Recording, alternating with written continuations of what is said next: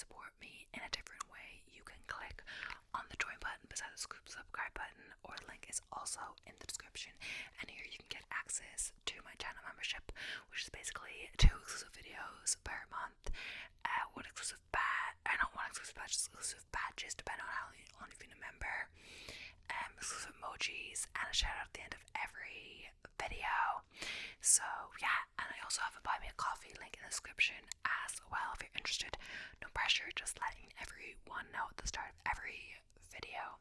So yeah, this is my second video I'm filming today. The background does look a bit dark, but I just did a test, a little short clip, basically because it takes ages to like transfer the footage. So obviously I would do a test on the full video I just filmed. I would just do a short test, transfer to my computer, put it in the editor and see. It looked fine. Maybe I looked a bit, it's kind of weird, the background looks a bit like when the light goes a bit weird, but when I do the background it seemed to do fine compared to me, so hopefully it'll be okay. Since I did the test after I filmed one, so obviously there's no point, scrapping 2 videos if you can help it, or having to refill them. It just wastes your own time.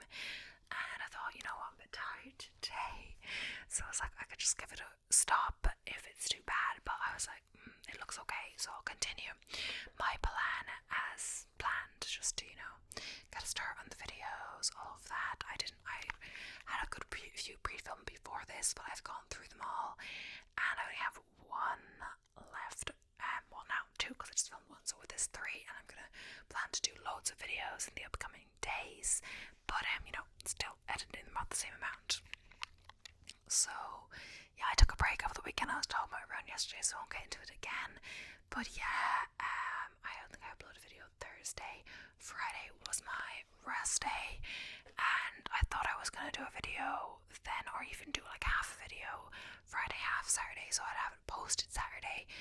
But I was just so tired after the run, so Friday I actually ended up going in to see a movie with my friend in town, and I thought we were just gonna go to the movie, walk around a bit, but we ended up going out for dinner. We had a drink, and then we went out for dinner with another drink. So I was home later than I thought. It was like nearly 9:30 by the time I was home, and I was like out since like 2:30, 2:15, whatever. So I was out for like 7 hours. So I didn't end up getting one done, basically. I could have done something in the morning, but yeah, then Saturday I was basically, all I did is come home, have a bit of a snack, had water, and like relaxed a bit and kind of went straight to sleep, and then got up, relaxed a bit, had my coffee, then went out to go running, on my lawn run on Saturday. And yeah, then I basically came home, ate, had a bath, relaxed, made more food, relaxed, hydrated, went back to sleep, and now we're suddenly on Sunday. So I didn't manage to edit a video at all because I was more tired than I thought after that run, and I was out longer than I thought on Friday. I hadn't planned to go for drinks or food or whatever, but oh well, why not? So we are now on Sunday, and now I'm Batchville. I'm in only like 2 videos, and then I'm gonna do a quick workout, but like I did just do my long run yesterday, so I've seen like a HIIT, which doesn't sound like the word HIIT, like that's high intensity interval training. That's not something I feel like doing today, but it was like, I think HIIT flow, it looked more like a yoga, which is something I could do, but technically if it's just yoga it would count my rest day, and I already just had my rest day on Friday. So I've just decided, yeah, I think I'm going to do the HIIT flow yoga, unless I feel really bad then I will stop, of course. Either way, yeah, let's get into the video, not ramble as much as the last one. So today is like a themed Irish video. I just thought of this when I was thinking. I woke up and I thought, I'm gonna try to film my videos as soon as possible.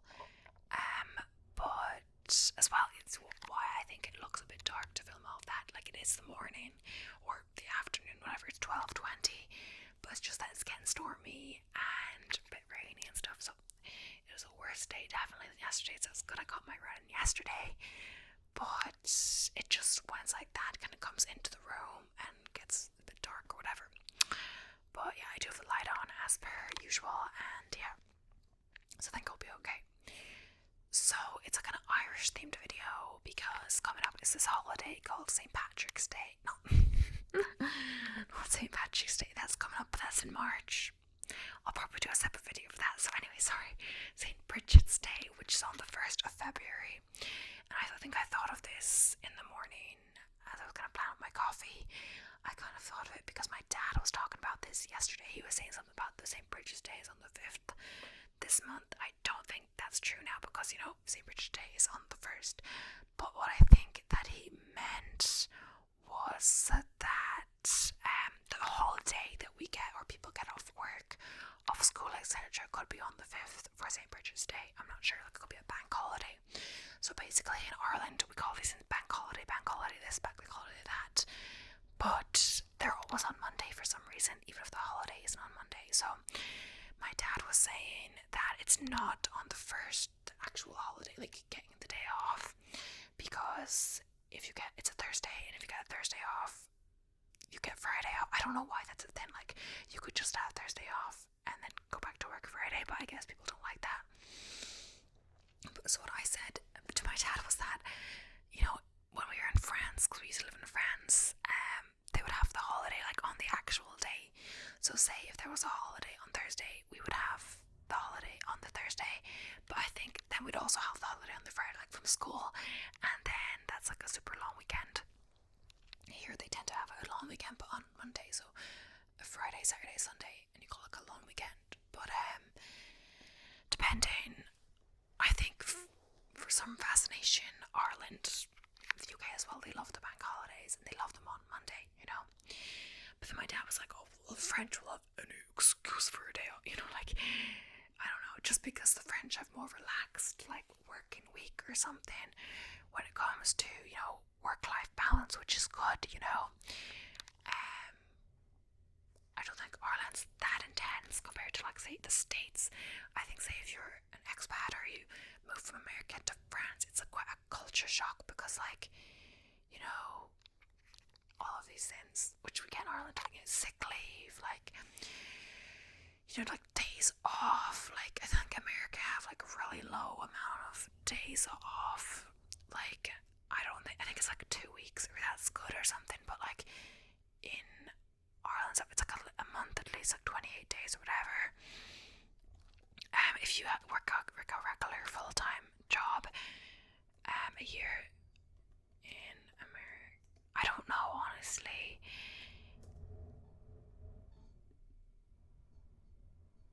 It's around 10 days of pay holiday each year, so it's not a lot. How many days off in Ireland? So 20 paid holidays. So not as much as I thought, but 10. You only get 10 in America, was it? So still a lot compared to the States. But I know it didn't seem like that much, like growing up and stuff, because my mom and dad were working, and we would go to like after school care or whatever.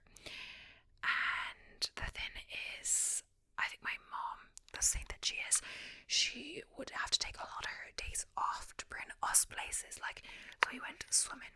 So on Monday, so basically she had to take a half day each Monday that we had swimming, and it wasn't like every day because, like, of course there's holidays, school holidays, all of that. They weren't on or something like this, but either way, she would have to take a half days to bring us swimming. So that would be like 2 weeks would be 1 day off for her, and you know, depending on how many swimming days we had a year, that would go into her holidays, you know. So yeah, that's kind of it. If both parents are working, you kind of gotta take your days like that if you can. But either way, what we're talking about is St. Brigid's Day, and hopefully, I'm just looking, it does look dark in here, but hopefully it all works out for me. But basically, I'm kind of going to read the Wikipedia along with some articles I pulled up about St. Brigid's Day, so you can learn about St. Brigid's Day. If you don't know much about it, I don't know that much about it, but yeah, as always, you know, typical of Ireland, we celebrate saints. Yes, St. Bridget. So St. Bridget of Kildare, or St. Bridget of Ireland, is the patroness saint or mother saint of Ireland, and one of its 3 national saints, along with St. Patrick and Columba. According to medieval Irish hagiographies, she was an abbess who founded the important important abbey of Kildare or Kildara, as well as several other convents of nuns. There are few historical facts about her, and her hagiographies, I don't know what hagiographies are mainly anecdotes and miracle tales, some of which are rooted in pagan folklore. They say Brigid was the daughter of chieftain and a slave woman. She was raised in a druid's household before becoming a consecrated virgin.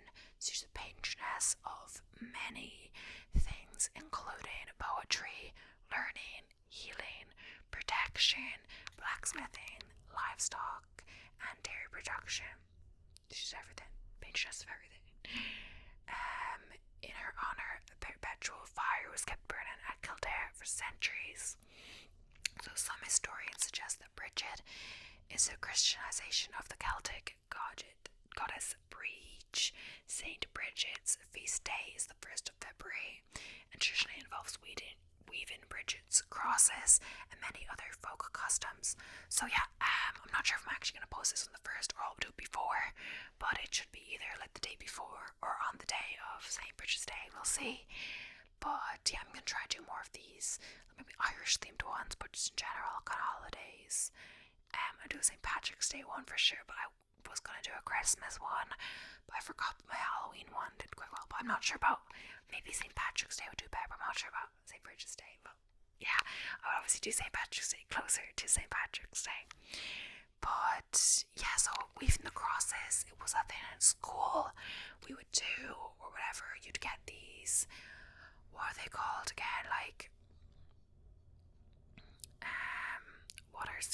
I forget what they're called.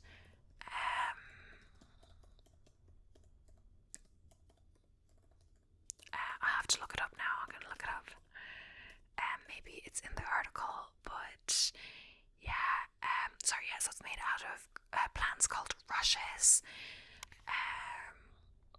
So you kind of collect them, or maybe the teacher would bring them in if you were to do them at school. So you kind of just pick them up, like off the side of the road or in the bog or wherever.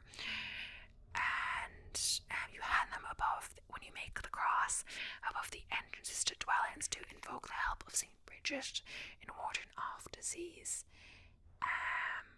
So the crosses are made at that time. And interesting enough is my cousin's dog is called Brigid or something, because they got her on the 1st of February, I believe.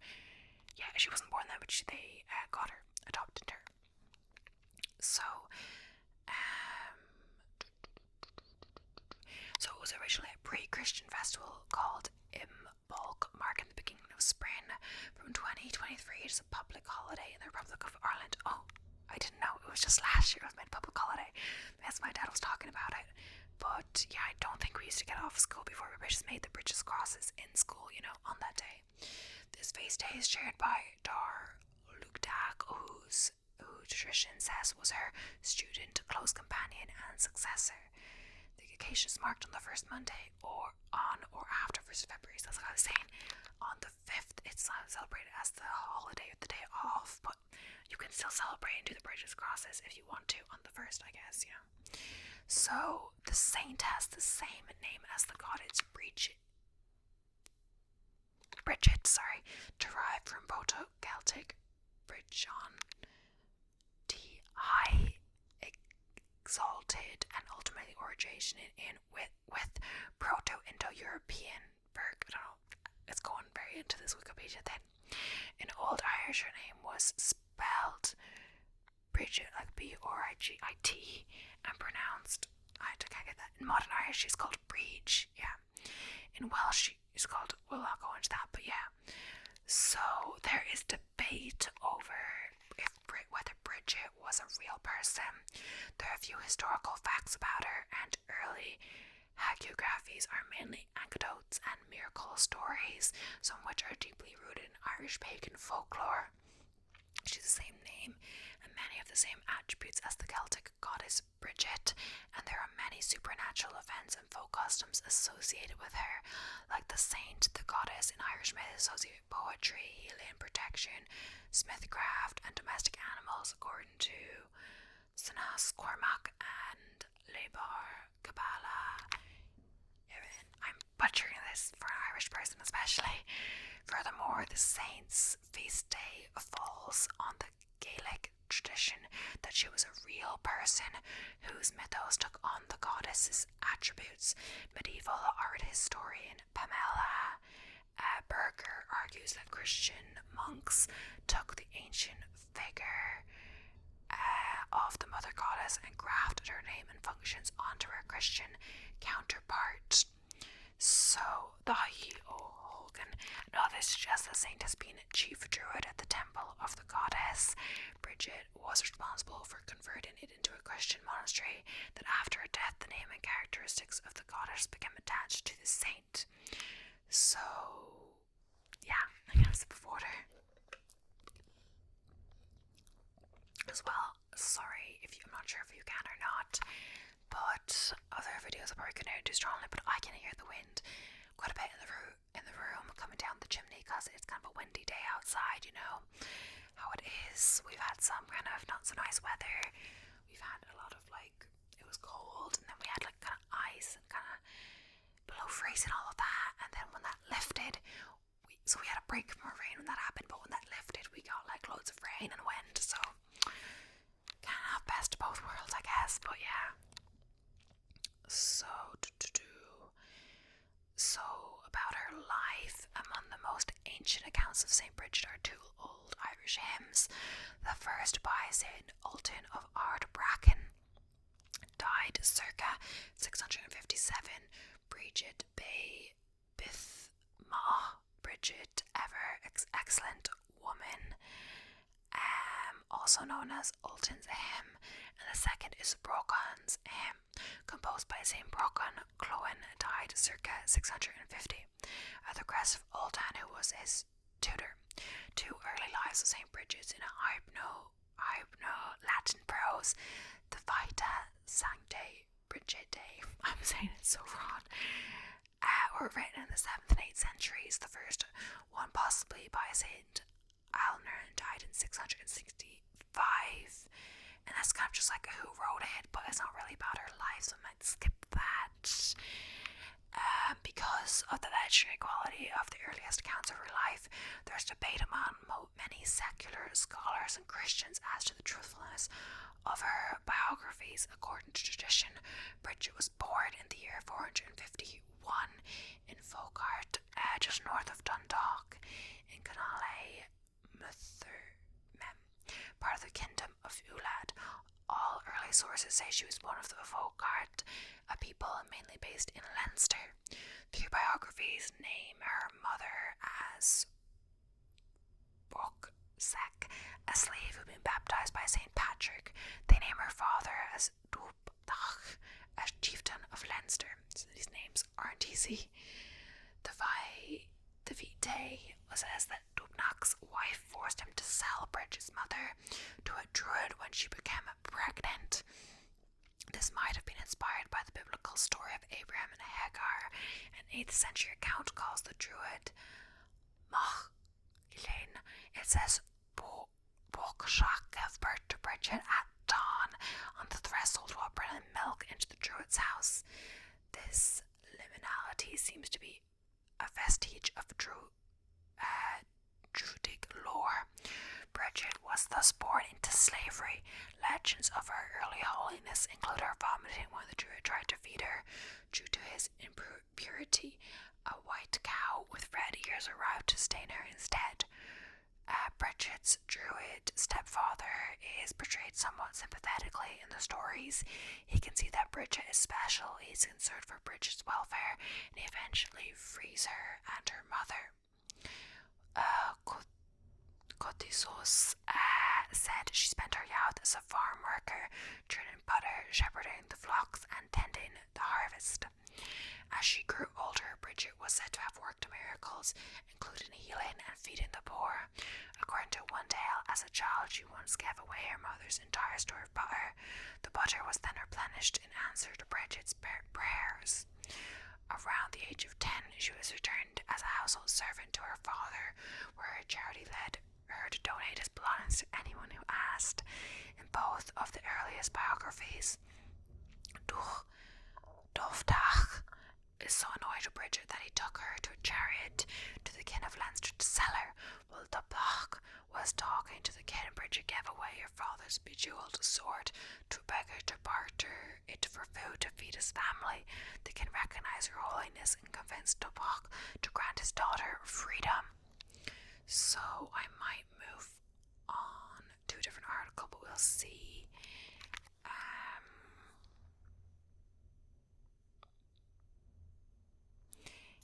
Was it got under her death? Brigid is said to have been given the last rites when she was dying by Saint Ninon of the Pure Hand. Afterwards, he reportedly had his right hand encased in metal, so it would never be defiled, and this was the origin of the epithet.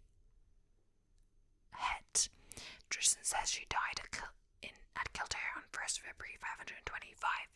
Upon Brigid's death, Dar Luchtach began the second abbess of Kildare.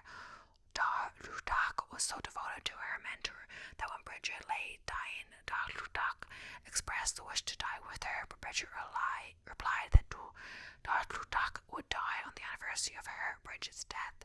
The Catholic Church records Brigid's year of death as 521 and Dar Luchtach's as 522, and has assigned 1st of February as the feast day of both saints. So we're going to talk about a miracle of two of her and then move on to a different article about some facts about the day. Hopefully they aren't repeats. So one of the most well-known stories of Brigid performing a miracle is of Brigid asking the king of Leinster for land. She told the king that the place where she stood was the perfect spot for a convent. It was beside a forest where they could gather firewood and berries. There was a lake nearby that would provide water, and the land was fertile. The king laughed at her and refused to give her any land. Brigid prayed and asked God to soften the king's heart. Then she smiled at the king and said, "Will you give me as much land as my cloak will cover?" The king thought she was joking and agreed. She told 4 of her sisters to take up the cloak, but instead of laying it flat on the turf, each sister, with a face turned to a different point of the compass, began to run swiftly. The cloak grew in all directions and covered many acres of land. "Oh, Brigid," the friend again, "what are you about?" "I am, or rather, my cloak is about covering your whole province, to punish for your stinginess to the poor. Call your maidens back, I will give you a decent plot of ground." The saint was persuaded, and if the king held his purse strings tight in the future, she had only to allude to her cloak to bring him to reason. Soon afterward, the king became a Christian, began to help the poor, and commissioned the building of the convent. The story was probably inspired by that of Dido. I'm not exactly sure what that is, but yeah. After Brigid promised God a life of chastity, her brothers were annoyed at the loss of a bride price.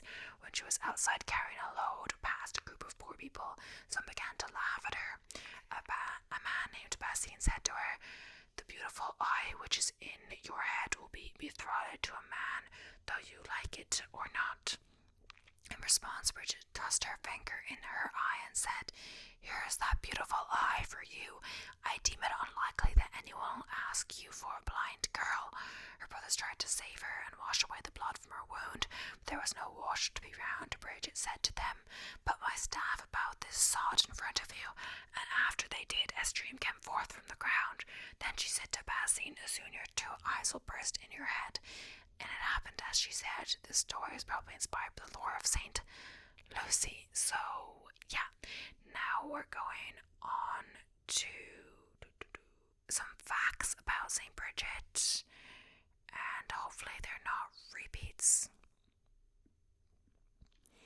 I don't really know. Let's go here, I guess. So she was a disciple of Saint Patrick, who baptized her parents, then her. Brigid's father was a pagan and married Brigid's mother a slave. We have said that. As a young child, Brigid had compassion for the poor, giving away food and clothing, and even her father's possessions to the poor, which didn't make him too happy. There are many miracles attributed to St. Brigid, and the author of the article says it read up to 46 that happened while she was living. So Brigid was a beautiful girl and her father wanted her to marry King of Ulster. At age 16, Brigid wanted Jesus Christ to be her spouse, and she prayed that he would make her unattractive so no one would want to marry her. Her prayer was answered when St. Brigid lost an eye and that one was allowed to enter a monastery. Miraculously, when St. Brigid took the veil, she was healed. She is known as St. Brigid of Kildare. Outside of Dublin, she received possession of a plain called Curragh. There she built herself a cell under a large oak tree called Kildare, or Cell of the Oak. A few more girls joined under St. Brigid's direction, establishing the monastery of Kildare. Today's cathedral city of Kildare is named from this monastery.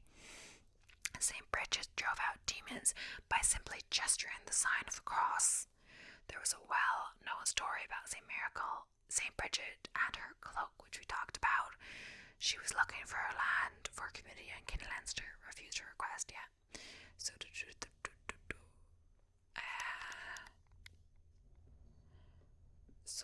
But the cross.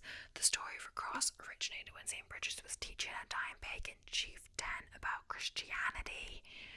While her head was bowed, she picked up the rushes off the ground and began braiding them into the cross. Rushes were a common flooring material in Irish homes.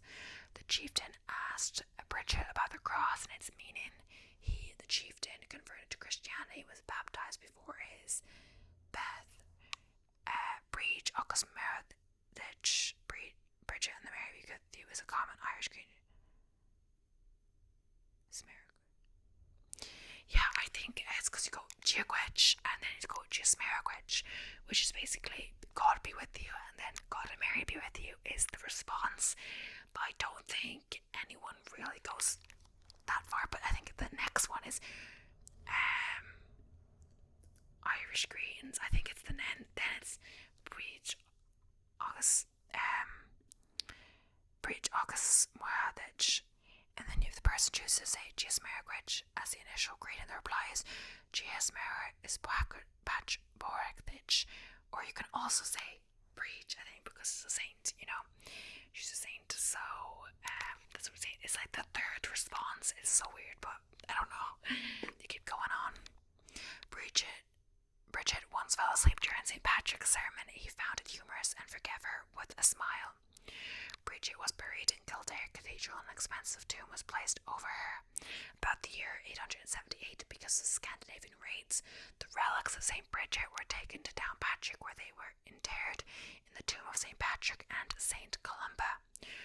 And we've talked about, Brigid being the patron saint. Oh yeah, so this is a good one. I found a different article. I already had this article open, but I wasn't talking about this as much. Yeah, okay. So first up is marking the quarter day. So, where was it? Okay. St. Brigid's Day was one of the quarter days celebrated by our ancestors. These days marked a tradition from one season to the next. St. Brigid's Day, February 1st, signaled the beginning of spring. Beltane, May 1st, was the start of summer, and Lunasa, August 1st, brought in the harvest season, and Samhain, November 1st, was the beginning of the dark season. Irish festivals were always celebrating the eve of the day itself because this was considered a very liminal time, a time when the other world was very close, so appeals for protection and blessing were extra effective. So I'm quickly going to look up seasons. So I think it really depends on what calendar you're on, but so basically there's kind of an astronomical start of each season. I'm not sure if it's that or not, but all I know is I'm from Ireland, so I would obviously learn this tradition from one season to the next. So St. Brigid's Day symbolizes the start of spring, even though it's kind of early. So spring would be February, March, April, then summer, May, June, July, and then August, fall or autumn would be August, September, October, and then winter would be November, December, January. It's funny because I moved to France and I was in Spanish class, believe it or not. And of course, when you're learning a language, you kind of do the seasons and stuff like that. And she was talking about like spring starting in like the middle of March or something, and I was like, what is going on?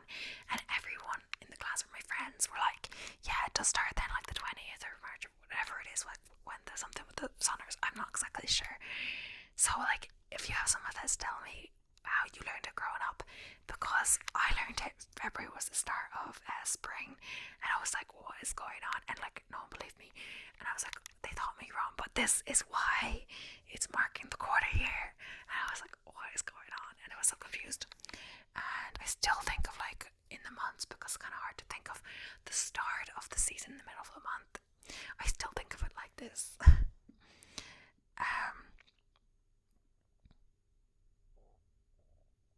So a festival of fertility, St. Brigid's Day, has its origin in the ancient Celtic festival in bulk. Yeah, we did that. And it's the festival of new life and fertility.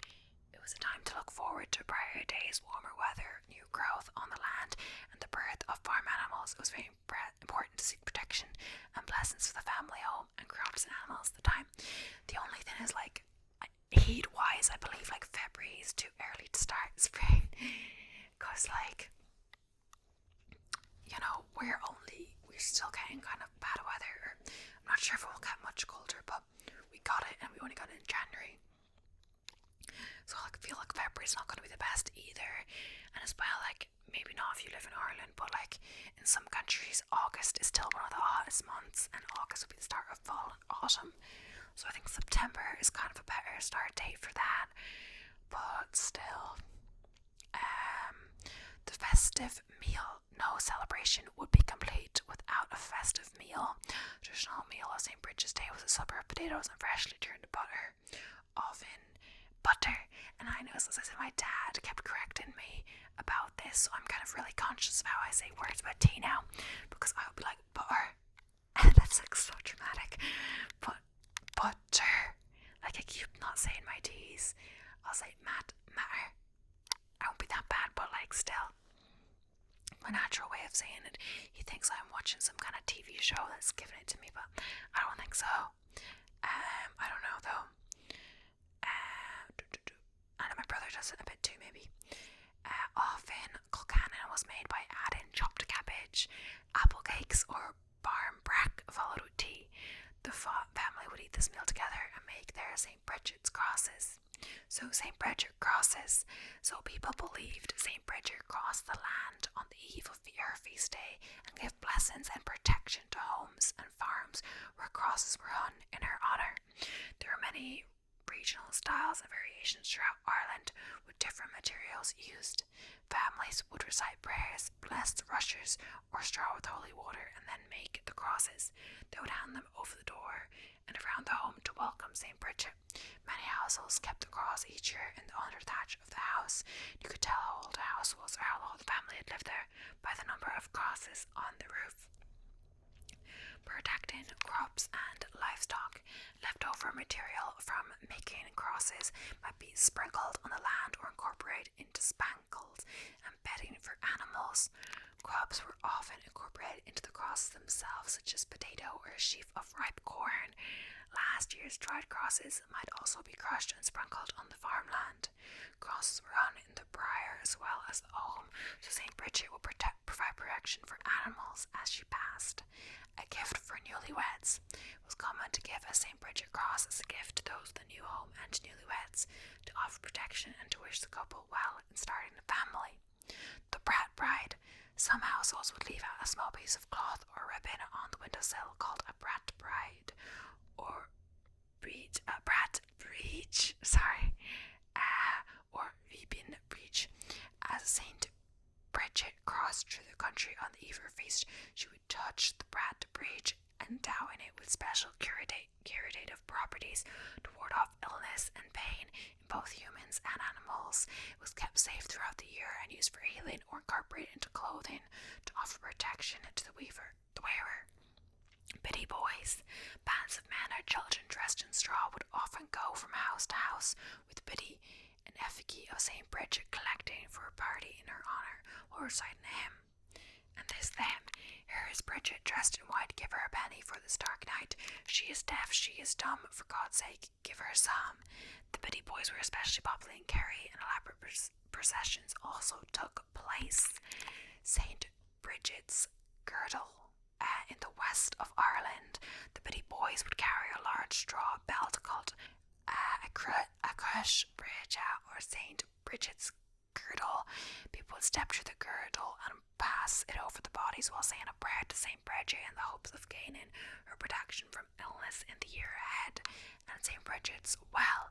There are many holy wells throughout Ireland dedicated to St. Brigid, and people visited these wells on the eve or on the feast day itself.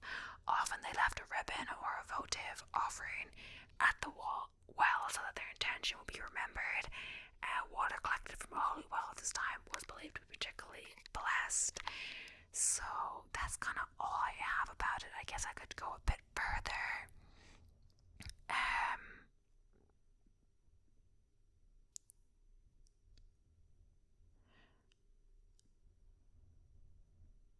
I guess there's some stuff here on this one that says Brigid the brewer. A persistent legend says Brigid would transform her bath water into beer for visiting clerics, which presumably made her even more popular. However, there's a suggestion that she couldn't do this at all, and there was merely a resonance of the water into wine stored from the Bible, a bit perhaps by the early Christians to make their religion look extra tempting. Brigid's burial place, yeah. Brigid's spell.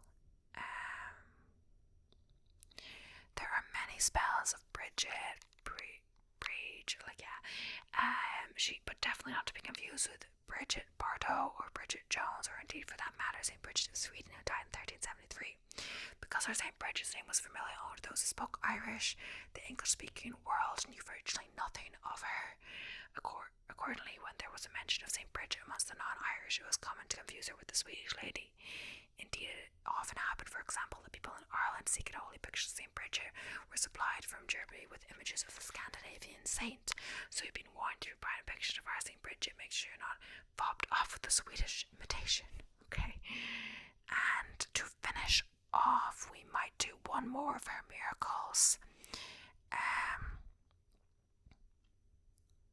So when Brigid was travelling to see a doctor for a headache, she stayed at the house of a Leinster couple who had 2 mute daughters. The daughters were travelling with Brigid when her horse, startled, caused her to fall and graze her head on a stone. A touch of Brigid's blood healed the girls of their muteness. And Brigid is said to have preserved a nun's chastity in unusual circumstances. Liam de Power, 1993, and Connolly and Picard, 1987, in their complete translations of Cocytus, give substantially the same translation of the account of Brigid's ministry to a nun who had failed to keep her vow of chastity and become pregnant. The 1987 translation, a certain woman who had taken the vow of chastity fell through the youthful desire of pleasure, the womb swelled with child. Brigid exercised the most potent strength of her ineffable fate, blessed her, causing the child to despair without coming to birth, without pain. She faithfully returned the woman to health and to penance. The Brigid Alliance, an American NGO that assists people seeking abortions, was named after St. Brigid in reference to this miracle. I'm not sure about that, but yeah. One at the bank of the river Inny, Brigid was given a gift of apples and sweet sloes. She later entered a house where many lepers begged her for these apples, which she offered willingly. The woman who had given the gift to Brigid was angered by this, saying that she had not given the gift to the lepers. Brigid was angry at the woman for withholding from the lepers and cursed her trees, so they no longer bear fruit. The woman gave Brigid the same gift, and again Brigid gave them to begging lepers. The woman asked that she and her garden be blessed. Brigid said that a large tree in the garden would be twofold fruit from its offshoots, and this came true. So yeah, this is a legend of the Brigid, or St. Brigid's Day, as we celebrate her on her day. And yes, I'm sorry for confusing her with St. Patrick. Not sure if many people know about her, and it's probably definitely not an ASMR video. I haven't checked, but I for sure could bet on it not being Brigid's Day. Let's see.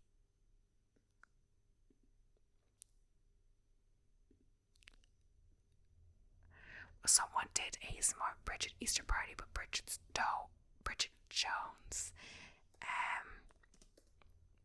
So let's see if anyone actually watches this. But yeah, I hope you enjoyed. I don't know much about myself. I just got it from Wikipedia and various sources. But yeah, sorry for all the mispronunciations, even in the Irish, and just like strong names or stuff that we don't really use today as much. But yeah, thank you so much for watching. I hope you enjoyed, and happy St. Bridget's Day. Love Fhéile Bríde.